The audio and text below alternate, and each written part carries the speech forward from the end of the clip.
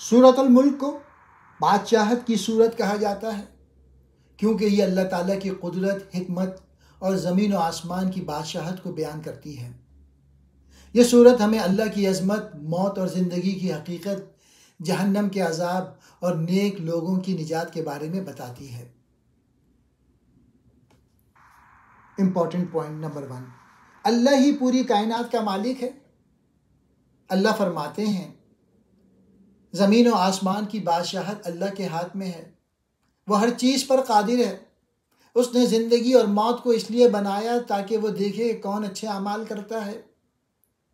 سبق: ہمیں اپنی زندگی کو اچھے اعمال کے ساتھ گزارنا چاہیے کیونکہ اللہ نے ہمیں آزمائشی طور پہ دنیا میں بھیجا ہے۔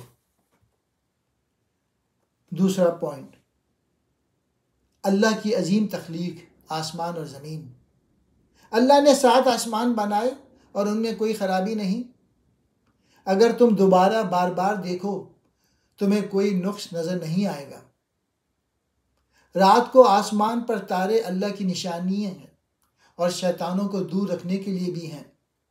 سبق: اللہ کی مخلوقات پر غور کرو، اس کی قدرت کو پہچانو اور اس کی نافرمانی سے بچو۔ تیسرا پوائنٹ، جہنم میں جانے والوں کا انجام۔ اللہ فرماتے ہیں کہ جو لوگ نافرمانی کرتے ہیں ان کے لیے جہنم تیار ہے۔ جب وہ جہنم میں ڈالے جائیں گے تو اس کی خوفناک آواز سنیں گے۔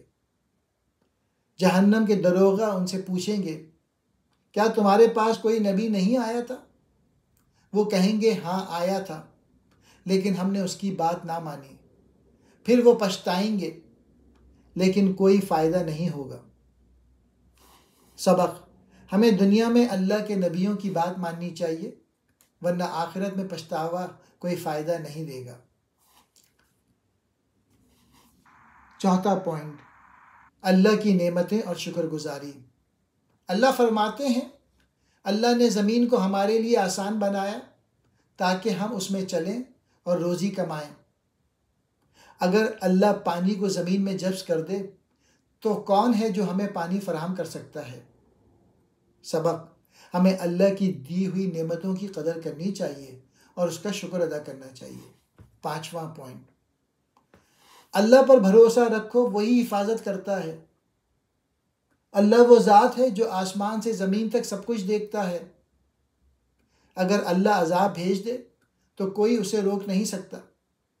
جو اللہ پر بھروسہ کرے اللہ اس کی حفاظت کرتا ہے۔ سبق: اللہ پر بھروسہ رکھنے والے ہمیشہ کامیاب ہوتے ہیں جبکہ اس سے غافل لوگ نقصان